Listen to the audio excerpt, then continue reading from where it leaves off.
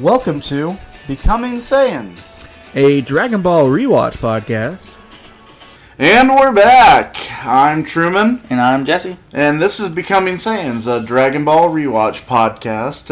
On today's episode, we'll be discussing the episode 33 and 34 titled The Legend of a Dragon and Cruel General Red.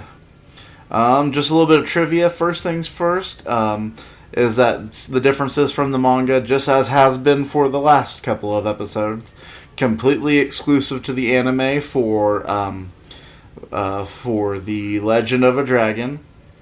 And it seems like the next episode is in the manga. So there are some exclusive parts, but other than that, it does seem part of that is actually in the manga. Like a bulk of the story? Yeah. The trivia for the Legend of a Dragon says there's a plot hole where Master Roshi explains the origin of the Dragon Balls that he knows. But this conflicts with the rest of the manga and the anime, where another character has actually created them. But this is only given as the tale that Roshi heard, so that it doesn't mean that it has to follow along with it, you know? And also it says this episode is filler, so the existence of a plot hole should come as no surprise and can be discarded. Which I just feel like is kind of a little Well, rude. I don't necessarily think that's a plot hole. I think that's just... Roshi heard a story. Yeah, it's a great example of hearsay. How hearsay and folklore starts around. Yeah. It's a great way to do something like that. Yeah, and the legend itself is not surprising, though, because most of the population of Earth doesn't even know that these exist, you know? Yeah. So if he's heard about them, you know, he's old as is. He's thousands of years old, I believe. And so, for him to have heard a story about something that happened millennia ago makes way more sense than, he heard it on the street the other day. Yeah. I was walking around and, Steve from the barbershop was talking about the Dragon Balls. Yeah, and, that would... people might have made a myth just because nobody really knows about it. And it also is ironically similar to the way another group of characters created other stuff, which is all spoilers. Another more likely possibility is that the story became distorted and obscured, and so he just heard the version of it, which is the thing that makes most sense to me. Yeah. Again, it's how myths and things are passed down from generation to generation. Things get twisted or distorted or altered by different cultures that hear it. Yeah. And yeah, for sure. That's kind of my thought process on it. Is it's myths and legends change a little bit over time, you know, and so things change. Commander Red says that he only needs 4 more Dragon Balls, but later on you find out he only has that one, so therefore he needs 6 more Dragon Balls. It just feels like either a plot hole or they missed it or an error along the way. Where they're it's kind of like how Pilaf has 1, but that's kind of what I thought was so he's already gotten 2 of the Dragon Balls, so we're just kind of skipping some of this journey. But that makes more maybe it's just they just completely missed it. After Commander Red throws a knife at the statue, Silver's hair and eyebrows are black instead of red. They said this might just be because of the shadow. And it's also shown that he's throwing a knife with his right hand, but it's also revealed later that he's blind in his right eye. And on that note, the statue he killed was similar in appearance to the Birth of Venus, the classic Roman paint architecture. I think Da Vinci did it. Yeah. When Bulma asked Roshi for the 3-star ball he had around his neck, Roshi states that it's a trinket, which, feels kind of weird after, him not knowing anything about the Dragon Balls, and then having a whole legend that he's heard about the Dragon Balls. Yeah. What it says here is that he might have, after learning how powerful they were, done his own research. Or he might have never, believed it, or he had forgotten it, or whatever. He's a quirky enough character that, any of those are possibilities. Yeah. One of the songs can be heard, the Japanese version of a song, Dragon Ball Denetsu, can be heard, but in the Japanese version, but not in the English version. In Roshi's flashback, one of the greedy men who wished for power resembles Fighter 69 from the World Martial Arts Tournament. Plus, the 2 members of the Silver Corp who stumble upon the 5-star ball resemble the Orin monks that bullied Krillin. The taller of the two men is voiced by Chris Kaysen, who also voiced the monk that defeated Krillin, or that Krillin defeated in the tournament. So, just fun little quinky dink, because it's like, fan theory. Was the Krillin that were in monks all join the Red Ribbon Army after getting their butts kicked in the tournament? Like, who knows? Only the creator does. Yeah. In the Japanese version of Red's meeting with Silver, shortly after Silver dodged the cat, Red's condemnation was slightly more forgiving yet strict. Simply congratulating him for his reflex, but also warning him that possessing even the slightest bit of pretentiousness could result in his death. The English version adds the anecdote of the last member losing his eye and strongly implying that Red had him executed. In the English dub, shortly after Commander Red stops speaking about how many Dragon Balls he needs, before Silver responds, a laugh can be heard. This is most likely the recording crew laughing at the Scottish Asian accent that the voice actor seems to shift throughout the episode. Yeah, it was very funny listening to that accent. And then the last trivia for the first episode is that this marks the last appearance of the Launch's good form wearing the original outfit. However, she doesn't wear the fingerless gloves and sporty shorts and socks. Won't be seen again until Dragon Ball Z's episode Blank with Blank, Yeah. And then looking at the episode Cruel General Red, there are some appearances. We get some debuts. We get the debut of a character we learn the name of in the next episode. We get the Red Ribbon Robot. We get General White. We get the name of the building, Muscle Tower, which is the building they show at the end that General White is in. Differences from the manga is that the opening scenes of the episode where Silver's men are searching the river and Goku's time with the monkeys are exclusive to the anime. Largely due to Silver debuting much earlier than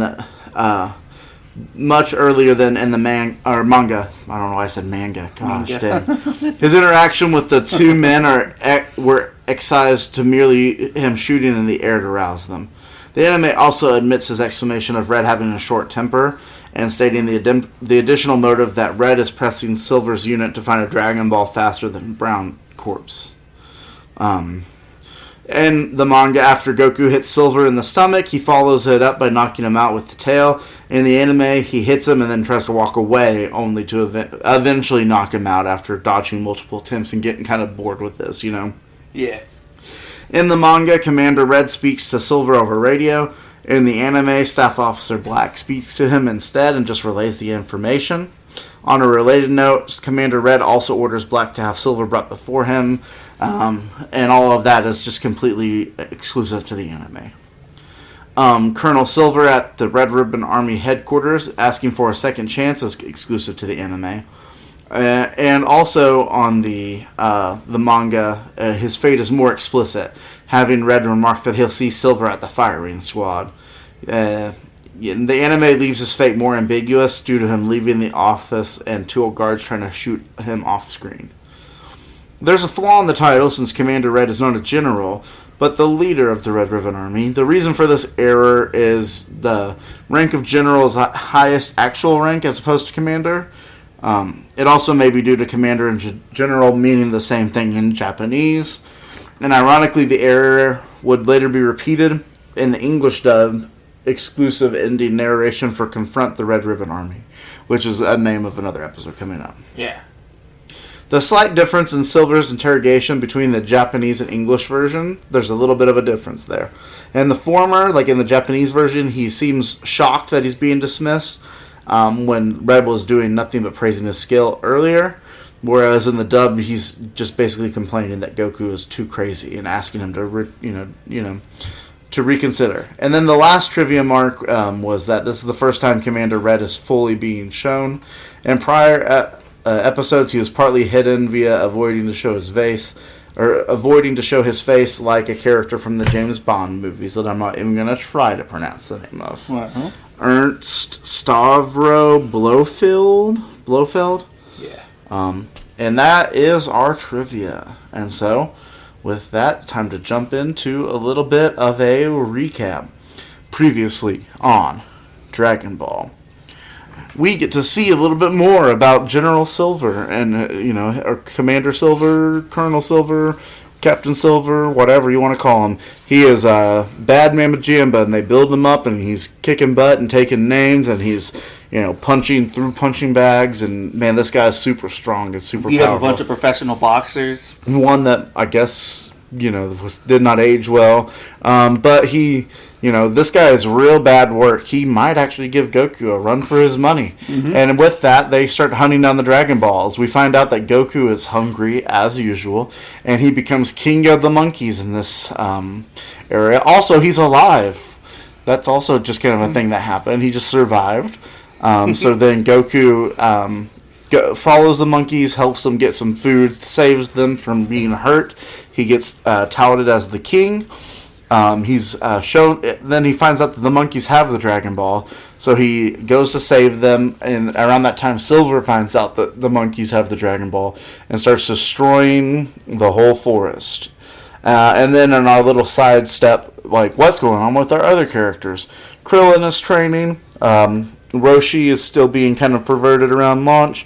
Launch is being a little, cupcake girl that's doing great and making snacks. And Roshi tells them a story about how he knows about the Dragon Balls. And that's the first episode. And then moving into the second episode, Goku has saved a few monkeys that almost fell off the side at the end of the first episode, left on a cliffhanger. But we don't see how, but they're just fine. And he's going to go try to find that Dragon Ball that fell in the water. But a storm hits, Dragon Ball gets washed away, and then Goku does end up finding it because his Dragon Radar is better than the armies. He fights against the big bad Silver, who obviously is going to be able to kick his butt because he's so powerful and strong, as we saw in the last episode. Except for that, he's not even close to being on the same level as Goku. Doesn't even land a punch on him. And Goku kicks him in the gut and then smacks him with his tail and knocks him out. Grabs the Dragon Ball and pieces out, stealing a plane from Silver and a nice robot. And where we leave off at the end of this episode is Silver is ambiguously no longer part of the army. He might be dead, he might not be, we don't know. And Goku is flying into the northern part of the world, and there's a snowstorm, or it's snowy. The robot freezes up and crashes the plane, and Goku's saved by a mysterious girl as the army starts to realize that they're dealing with something, and Colonel Silver, or not Silver, White? Yeah, right? White. Yeah, Colonel White is now on the case to try to figure out what's going on and put an end to Goku. And that's what you missed on Dragon Ball. Jesse, first thoughts? Again, we've hit a really nice row of just decent episodes. There's not a whole lot to fully write home about, excellent wise, but they're good, entertaining episodes, and that's what you want when you're watching a show, is something to keep you entertained. I really do like these. I like the stories, the progressions. I like getting a little bit more on Silver, but not a whole lot. Yeah, we don't have a full backstory, but we at least have an idea of power level. Yeah, and he would be a formidable force for 97% of the world, it feels like. He just so happens to be going up against one of the only people in the world that's a formidable force for everyone. Yeah. That's not even just a formidable force, beyond a formidable force for basically everyone on the planet. Yeah, it just so happens that he's going up against the number one baddie. The biggest fish. He has one of the big fish, but he's going up against the biggest fish. But I did like to point out, in my first two parts of the note was just literally Silver is super strong, I guess, and it actually feels like they're building up the, it really feels like they're trying to build him up as being able to take on Silver. And then to jump down to the next episode, I put all that build up for him to not even land a punch is hilarious. The most impressive feat he does to Goku is still Goku's bag of stuff. And it's because Goku, I guess, wasn't thinking it was going to happen. Yeah, mostly. Goku just wasn't paying attention. Yeah. Because as soon as Goku locks in, Silver does nothing to Goku. Yeah. It's just... It's a great way to showcase also just how powerful Goku actually is. Because it's a dude who just beat up a bunch of professional boxers. Yeah. A bunch of people who, like, probably some of them might have gone to the World Martial Arts Tournament and done halfway decently well. Yeah, but just... and then he basically one-punches every single one of them. Yeah. Like... And then Goku doesn't even get touched. He doesn't even, like, really breathe on Goku. Yeah. Like, it's just crazy, like, the levels. You know, there's levels to this. And of course, no one's taking him super seriously because he's a child. Because it's Goku. Because he's talking about like getting beat up by a child. So everyone's like, "You weren't as strong as we thought you were." And it's like, no, you don't understand. that child is really strong. That child like probably could have killed me if he wanted to. Yeah, and it's like, oh, a child could have killed you. Come on, Silver, get it together. And he's like, no, but for real though, this child is strong. This child is insane. What child is this who kicked my butt? Anyways, that was my Christmas music. Now that we're past Halloween, we can start singing Christmas songs, because unfortunately there's no good Thanksgiving songs. I'm working on it, but I'm not there yet. Gobble, gobble, gobble, eat my turkey tonight. This isn't a music podcast. We should probably shut up. Yeah. One question I had was, one of those boxers, like, obviously the black boxer did not age well. Like, it just is like, oh god, this just looks like a bad caricature of a black person. We've gotten... Because we also get another one, like the butler helper dude for Red. Red. Also, his name is General Black or whatever. Yeah, whatever. It's like, come on, what? Like, come on. It's like we're at that point where we're like, now this is where Dragon Ball shows its age. Yeah. it's like, oh, there we are. Yeah, the black person caricature person. Yeah. And I also wanted to ask, was that supposed to be like Muhammad Ali or something? Like, he's a professional boxer in the 80s. Like, it wouldn't be him, maybe like Foreman. But it kind of looked like not like, obviously like a rough, awful caricature version, but it kind of gave a vibe of like Muhammad Ali, you know. It'd probably be closer to Foreman, maybe. But yeah, age, like general-wise, like it would be, but it didn't look like either one of them even close. That's why. Yeah. I feel like it was just like generic boxer number 4. Generic boxer number 4 who just happens to be African American. Like, I feel like it's very if it's based on them, it's just like, well, there's a bunch of famous black boxers. We'll throw in a big black boxer or whatever. Yeah. I want to say I did love the 80s short shorts that boxers wore. Those things are great. I wish I could, I wish I could buy a pair of those. Those are awesome. Got my booty shorts on. Yeah. And then, yay, Goku's alive. We totally, the cliffhanger from last episode where he gets blown up. Like, nope, he's totally fine. No problems whatsoever. Just kind of knocked out and laying underneath a shade tree. Yep. Knocked out, laying underneath a shade tree. Saved by Nimbus, which is really nice. Yeah, which, I mean, he did call out to Nimbus, so we could have assumed that. But the fact we didn't see it, it was like, what, is Goku going to be okay? They left it ambiguous on purpose. Yeah. And then I put flashback to previous episode. Like, that's where it felt like they were filling time. It was like, we're going to show you exactly what happened in the last, 3 minutes of the episode, But we're going to disguise it as Goku remembering what happened. Yeah. When he wakes up. But for me, I was just like, oh yeah, this is total, this is padding the time. Like, this was not needed at all. You just needed to get an extra couple minutes in this episode just to, reach the full length, Yep. Yeah, get some filler. And then that messed up little bat thing. I was just like, what the heck is this thing? That's like a bat, fox, dog, cat thing. Yeah. The wiki says that it's a bat-cat mixture creature. That's literally what they call it. And it's like, what the heck is this thing? I don't like it. It's never explained. I was hoping Silver was going to catch it and rip its head off. I don't like Silver, but dude, somebody's got to knock this thing out. It's my beautiful little pet. My baby boy. I think you mean, it's my beautiful little pet. Because we get the most Irish Irishman we could ever Irish. Irishy, Scottish person ambiguousness. Yeah. It's like, he's from the British Isles, but he's not British.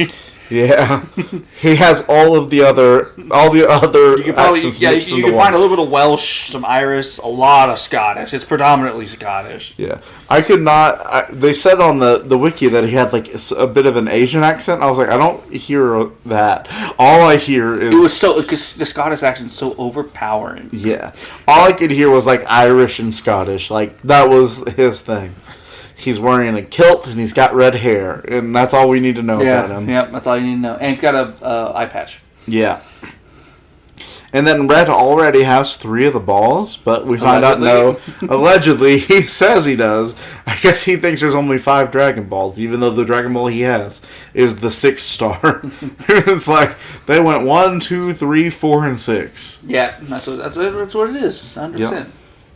And I had a few questions at this point in the episode because we talk about how Red is so ruthless and he killed the last person who came in who lost an eye to the bat thing, and later on we find out ambiguously maybe Silver got killed after failing one mission. This guy's so ruthless, but Pilaf and Mei and Shu, like, were they just like let go? They don't mention that they killed them or anything. Well, technically, I don't think because he got the Dragon Ball. Like Silver got the Dragon Ball from them. Yeah. So I can't imagine Silver would have like arrested them and taken them to Red. Because he's like, what are they going to do to me now? Their fortress is gone. They don't have their secret underground base because I blew that up. Yeah. For all he knows, they have no more resources and they don't have a Dragon Ball. Yeah. They're not important to me. I guess that's true. And they're in the desert, and I'm not giving her a ride out of here. Yeah. But that was just one of those questions I had, you know. I was like, man, like, Red has 3 Dragon Balls. I wish we could have seen that, which I guess we find out, like, he doesn't. Yeah. But the next question was just, you know, like, what the heck? Did, like, Silver, like, kill them or, you know, let them go? Did he arrest them and bring them to Red? Like, we have no answer at all to that thread, you know? Like, a lot of the other stuff in the, like, the last episode, like, that was kind of cliffhangery, we kind of got answers to pretty quickly. Like, Goku's alive, Silver brings the Dragon Ball back to Red and then gets his new mission. But, like, Pilaf, we don't know at all what happened to him. Like, he's just gone now. At least for now. And then I guess Goku becomes king of the monkeys, like... that. Yeah, Goku returns to monk for a little bit. Yeah, he goes native. He finds his tribe. You guys out there who have seen Dragon Ball Z know why this is so funny. The casual racism of Dragon Ball Z. Yeah. But yeah, he's king of the monkeys now. And then we find out that the Red Ribbon Army is fully pro-deforestation. It's like, I like to think of this as the Amazon rainforest, and Silver's just burning it down. Well, that is part of the ruthlessness of the Red Ribbon Army, is they do not care how many, like, things or in living organisms they have to hurt to get the Dragon Ball. Yeah, they are singularly focused on their mission, and they don't give a crap what happens in front of them. It's like once we rule the world, we can fix everything that we did if we care about it. Yeah. And then the monkeys also find the Dragon Ball. The monkeys are the one to find the Dragon Ball. Yep. And then the monkeys learn a new sport. It's called catch. It's called Catch the Dragon Ball.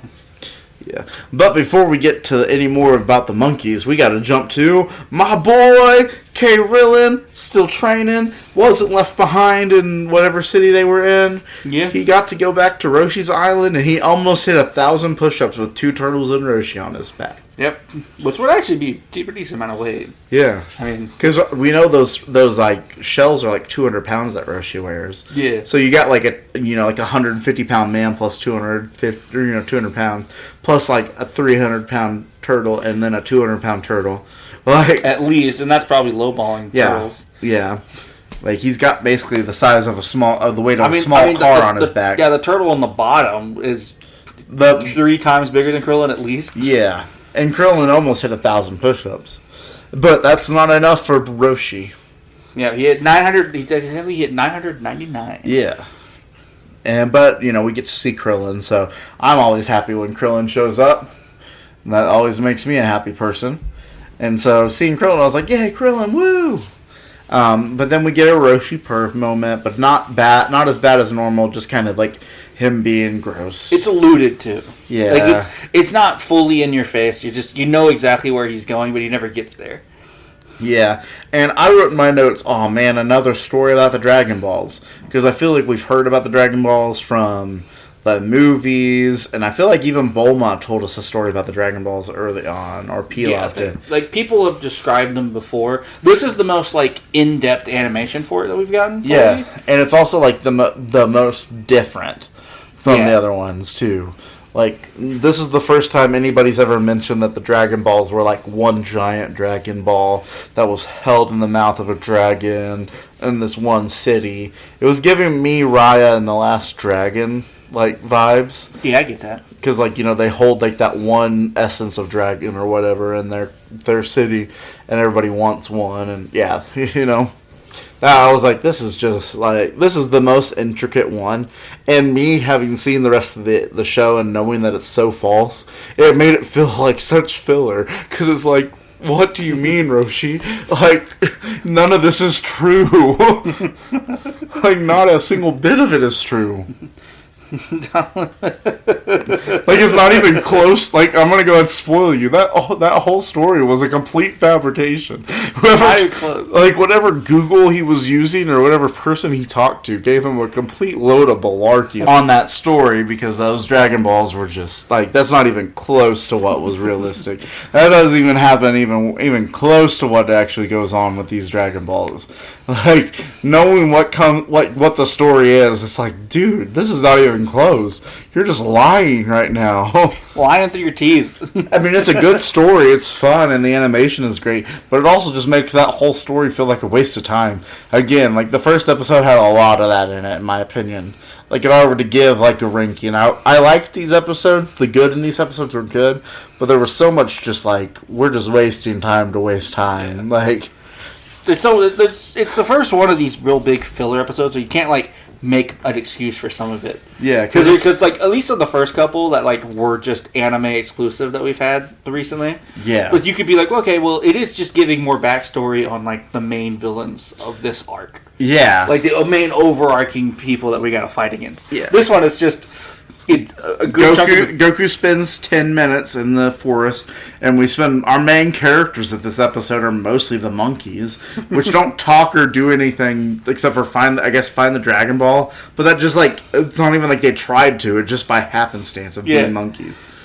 Like Silver, we get to see like 5 minutes of him training at the beginning, which is like setup, which is good, paid off in the next episode. Not even 5 minutes. You see him train for like 3 minutes. But still, you have that, then you have a 3-minute like flashback to last episode, like the literal last episode that we just watched. You get to have like a full flashback to that in case you forgot what you saw last week on Dragon Ball. Then we get, like, as much as I love Krillin, we get like a pretty pointless like jump over to them. Basically, it feels like it's just like, oh yeah, they still exist. Like, Krillin's okay. Krillin's still training. Yeah. Roshi didn't leave him in the city. It felt like they haven't been murdered by Launch yet. Launch is still nice. Yeah. It felt like it was one of those, they came up with the name of the episode first and then filled in the rest of it after. Yeah, it's like, someone's going to have to explain this. Yeah, somebody's going to have to tell the story of the Dragon Balls. And unfortunately, it's Roshi, and Roshi doesn't know what he's talking about. Yeah. But again, that felt completely like just a jump. You know, like a waste of time.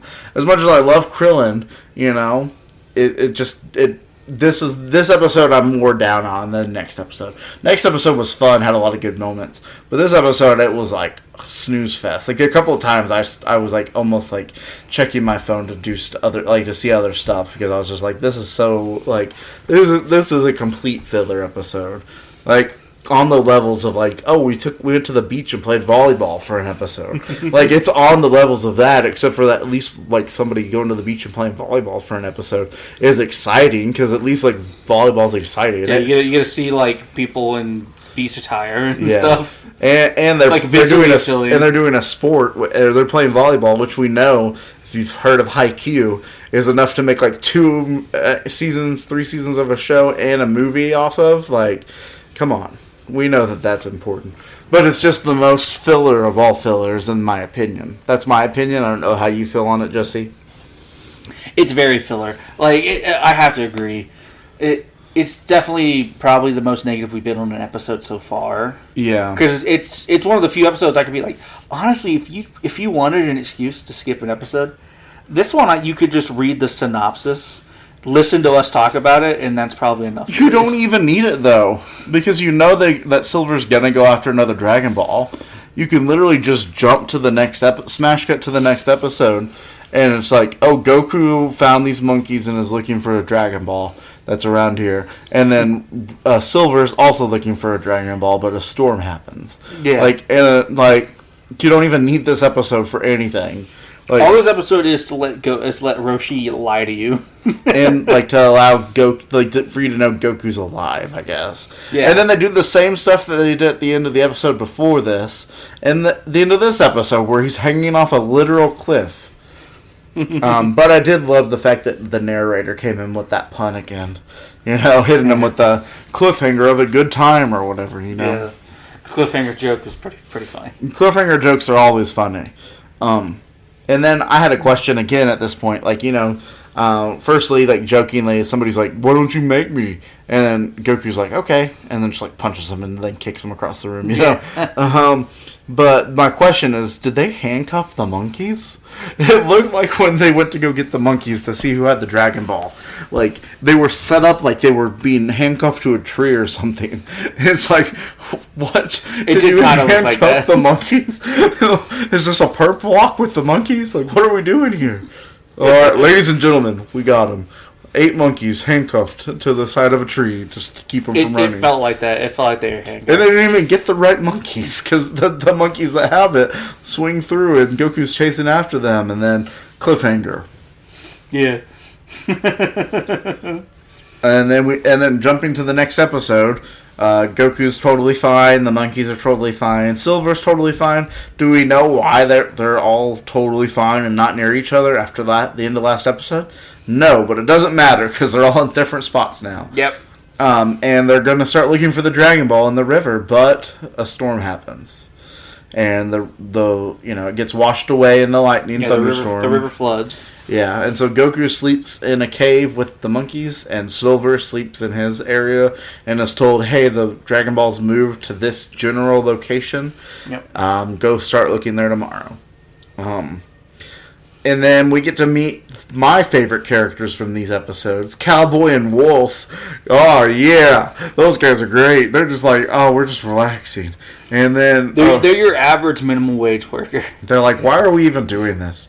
This is ridiculous. We didn't even get a mandatory 30-minute lunch break today. This is so dumb. What do you think we are, bloodhounds? Like, we're just going to sniff out this freaking rock that they need us to get. And then Goku basically shows up in bloodhounds in front of them and gets the Dragon Ball. But before that, Silver shows up, shoots at him, tells him to get back to work. And then Goku shows up. And we find out that though that they have a Dragon Radar, their Dragon Radar is nowhere near as precise as Goku's. Their Dragon Radar kind of sucks comparative to what Goku's got in his pocket. Oh, it sucks completely compared to what Goku has. But compared to a radar, it's pretty good. It gets them in the general area. It gives them about like a mile radius. Yeah, I would say it gives them maybe a 5 square mile square to look in. Yeah, like a quadrant. Or because they have coordinates for this place, For a quadrant that they on the map. Yeah. So it gives them a quadrant on the map of where to look for it, but it can't tell them where within that quadrant the ball is. Yeah. Whereas Goku can literally zoom in and walk straight up to it and look at it. Yeah. And that just shows how smart Bulma is and how good of an inventor she is. Because at this point, you kind of just have to assume Bulma invented the Dragon Radar. Because it doesn't seem like anybody else. If this was readily available and she bought it, they would absolutely have more advanced Dragon Radars. Pilaf would too. Yeah. Pilaf has a pretty good one too. Probably better. If we're tier ranking Dragon Ball radars, obviously Goku's is top. Goku/Bulma's. Yeah, but and then Pilaf, and then the Red Ribbon Army. Yeah, because even Pilaf's is it feels like it's faster, more precise than the Red Ribbon Army, but not down to the steps. Yeah. Yeah. It gets them within probably just 1 square mile. Yeah. And they Cowboy and Wolf become easy punching bags for Goku too, because he finds the Dragon Ball and they're like, "That's ours," and he's like, "Nuh-uh." And like the thing is if they had just talked to him like he was a child instead of like an imbecile who stole the Dragon Ball, he probably would have given it to him. If they were just nice, yeah, because he was like, probably given it to him. Was like, "Oh man, this is the 4-star," and if they were just came up to him and was like, "Oh, is that not the one you were looking for, buddy? Well, it's okay. Like, we were actually looking for that one. Can we have it, please?" He would probably be like, "Sure, here you go." But instead, they're like, "Give us that ball, you idiot!" And he's like, "I hate you." Now that you've been mean to me, now you get to catch this foot to the chest. You catch these hands. Yeah. And same goes for Silver. Like, when Silver blows up Nimbus, like, obviously Goku's not going to talk to him nice at that point. But Silver still probably could have talked him off the ledge if he'd just tried. But instead, Silver's like, "You're an insolent child, and I want my thing." And Goku's like, "You blew up my clown, man! You blew up my clown!" Literally, all Goku says is, "You have to apologize. Say sorry to me, and then we can talk. But you blew up my clown." And Silver's just like, "I'm not going to say sorry to you." And then justifiably so, he gets absolutely demolished in a fight. Yeah. But before that, we get an epic face-off moment where they're like standing like cowboys in a circle, and then we cut to commercial break, and it's like, "Ooh, we're setting up the battle of the century, Goku versus Silver. Who's gonna win?" Oh, yeah. Oh, Silver got his butt kicked. Yeah, Silver immediately gets his butt kicked. Silver got taken outside in the back alley and beaten up by 12 angry men. Yeah. Except for the 12 angry men is one 8-year-old child. Yeah. I know he's not 8, but you know the point. We combine all the power of 12 angry men to one 12-year-old angry child. Yeah. And then Goku won't be able to ride on Nimbus anyways after this episode. You know why, Jesse? Why?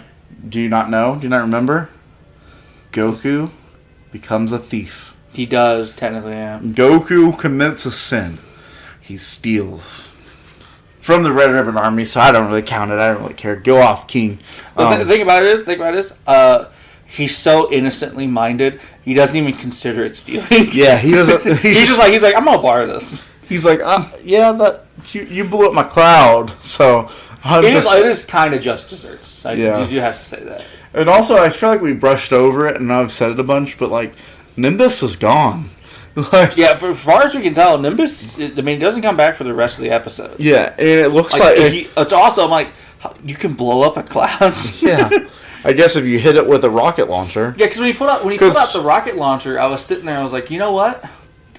Oh my goodness! You know what? Like, how is this going to lock on? There's no heat signature on a cloud. Yeah, and then it's just like, oh, it locks on and just hits the target immediately. So my theory on that is because it's a cloud. It locked onto Goku, and Goku's just so strong it doesn't bother him. Yeah, but it blows up the cloud. Or because of the angle it hits the cloud first. Yeah, and I'm thinking the explosion was on Goku, not on the cloud. But the explosion killed the cloud, not the rocket, because the rocket would have just went through the cloud. You know. Maybe it did. Yeah. And so, but the cloud is gone. Like, for all intents and purposes, Goku no longer has the flying Nimbus. Which makes, like, the next step of him getting obviously he gets to the next Dragon Ball pretty quick. Like, he's at it. I'm going to go ahead and tell you, like, he's in the general area of the Dragon Ball when he's done. But after that one, like, it's going to be a trek for him to get to the next. And that somehow in the next couple episodes, the Nimbus cloud comes back. Yeah, or he gets, like, another airplane or something. You know? Another mode of, like, air transport. But I love robot humor. Robot humor is so funny. I love it. I am a robot. And it's like, "I am an assistant robot. I will help you with anything." He's like, "I need to go that way." And the robot's like, "Okay, go that way." It's like, it was very funny. And he's like, "Yeah, but like, I need to go there fast, and that's a really far way to go." And he's like, "Throw number 3." And he throws number 3, and he's like, "Oh man, that's an airplane." And he's like, "Yes, you may take that." And then he's like, "I don't know how to fly." And he's like, "I can fly. I am programmed to fly it." Yeah. And then the Goku's complaining about it being cold because we fly into like a cold mountainous region. Yeah. And the robot's like, "I am a robot. I do not feel heat or cold." And then he's like, "My servos froze." Well, no, before that, like, I'm gonna say firstly, Goku and his friend Robot, like, flying. It just was reminiscent of like Bulma and stuff, you know. Yeah. He's got a new friend, but then Goku keeps complaining, and the robot goes, humans are inefficient beings. They are just built of sacks of meat, and they will freeze. Unlike us robots, my circuits are frozen, going down, Going down. going down, Going to crash. just like the pause, and then Goku being like, "We were supposed to go down right there. Are you okay?" And then the robot's like, "My circuits are frozen." And it's just like, "Oh no!" And so we're gonna crash. And so then, Goku crashes, and then we cut back to Silver, and at that point, like, because the crash is like, oh no, what happened to Goku? And so we cut back to Silver, and we see that, like, the end of Silver is not a happy one, and we get the most Irish man who's ever Irish, is what I wrote down, or Scottish, whatever you want to say. I feel like it's more Scottish. But he's just fully... I wrote Irish initially, and then, like, as I kept hearing it, I was like, that's a Scottish accent. He is playing the bagpipes and drinking Guinness. Like, he's a Scottish-Irish mix. Better than a Scottish anything else, actually. Yeah. And, it's left up to interpretation what happens to Silver. But, like, we never see him again. So, I'm assuming he is dead. He's dead or he's off grid because he realized he ain't cut out for this once he got beat up by Goku. Yeah. But yeah, that whole scene was just funny because it's like, Red is just thinking, dude, you got beat up by a child. And Silver's like, but he's a strong child. It's like, you didn't take a punch from this man. It's like, he punches harder than me. His kicks were like getting hit by a car. He kicks like a donkey. He kicks like a donkey. What are you doing in my swamp? What are you doing in my swamp? Get away, Silver. You are not made up for the Red Ribbon Army, Silver. But, sir, give me another chance. You get no more chances, and you like it. And so, we find out one more weakness for Goku. Cold. He cannot handle the cold.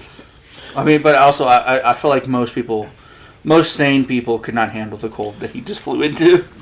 First of all, time to let you guys in on a little secret. I do not believe in cold, therefore I don't get cold. I mean, I'm kind of the same way. It's the first rule of Trumanism, the church that I built back in high school, is that cold is only a mindset.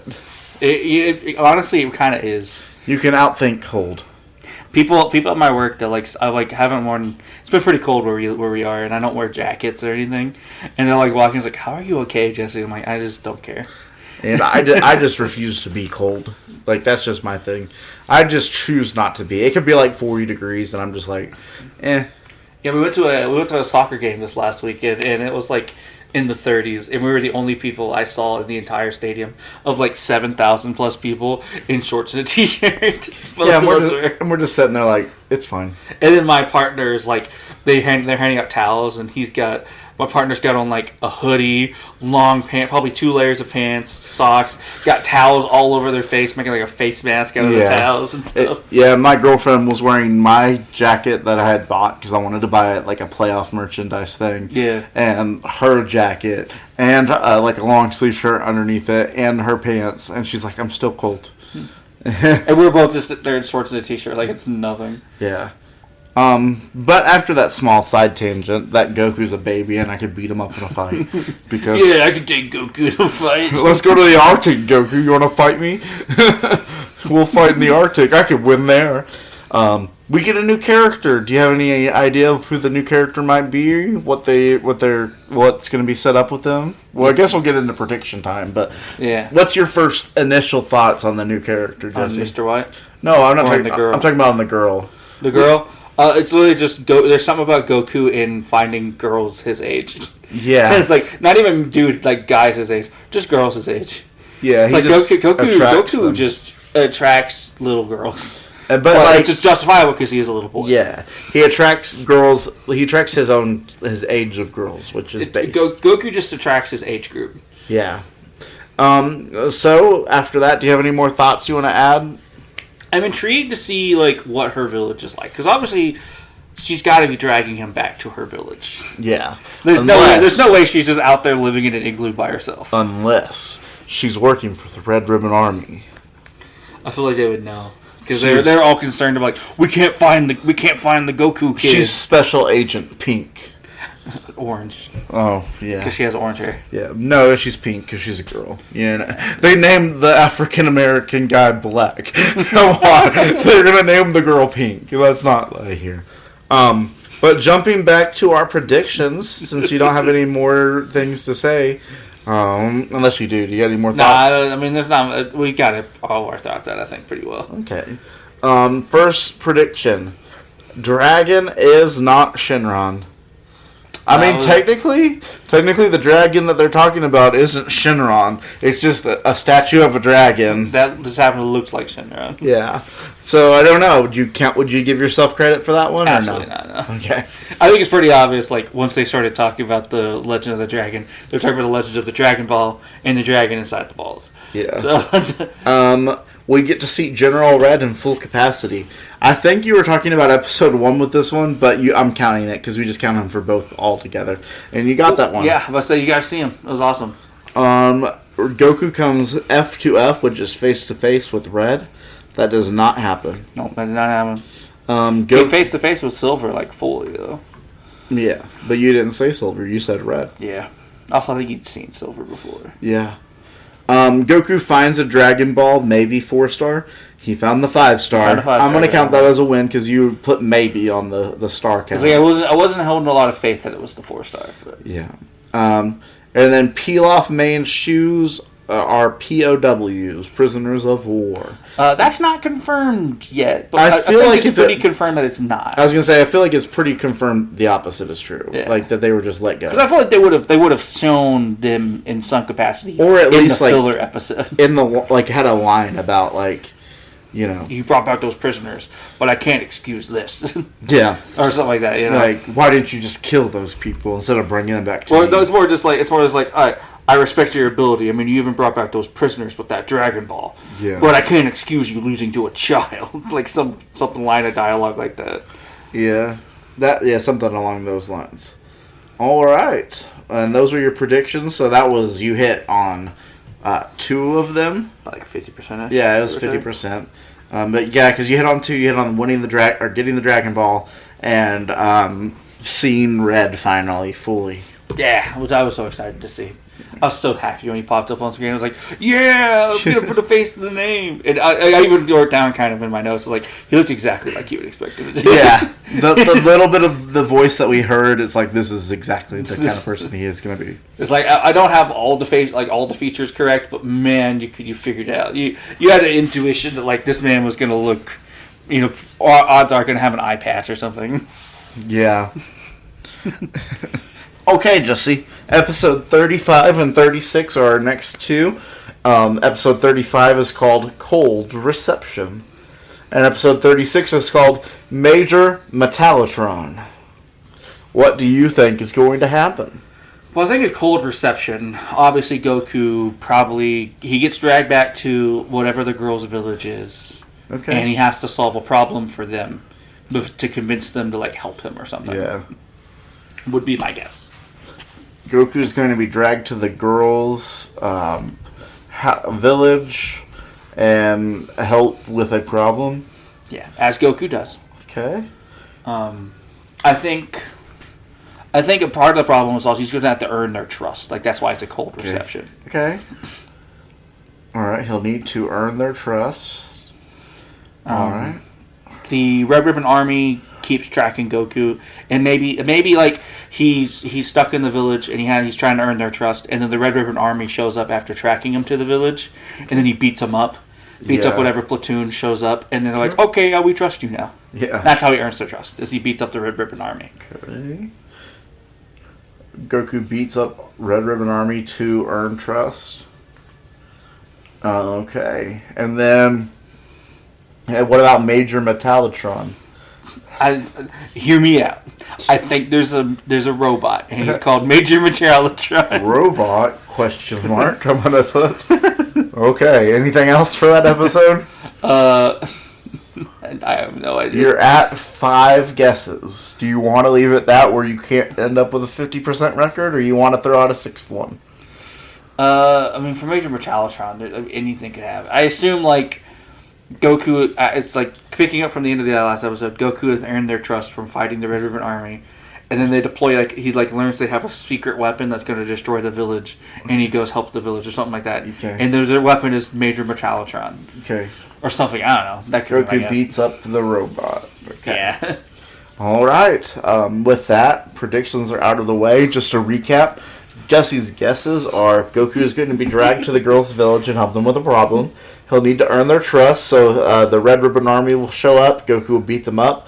And then the Red Ribbon Army will be like, haha, but he can't beat up our robot, Major Metallotron. And then Goku beats up the robot. It honestly sounds pretty on par for Goku. Like Dragon Ball stuff? This is our unbeatable monster that can never be destroyed by anyone. Anyways, I destroyed it. Anyway, so I started punching it. Yeah. What they didn't expect was I could punch through it. Yeah. So Jesse, what is your worst part? Honestly, I'm gonna go with the poorly aged black models.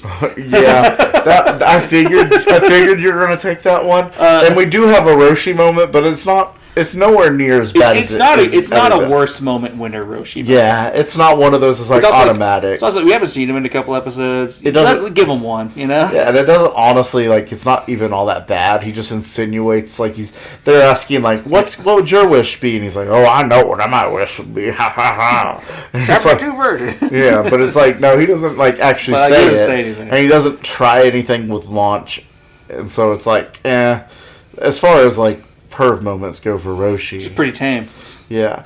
I guess with you taking the really badly aged character model, which I'm sure that one's going to kind of be, this is the one time I'm going to reward it. If it happens again, yeah, honorable mention, I'm going to pick something else. Yeah. Because I kind of know enough about Dragon Ball, and it's poorly aged black people models. Yeah. Where it's just they're bad for a really long time. Yeah, they're bad until basically Z.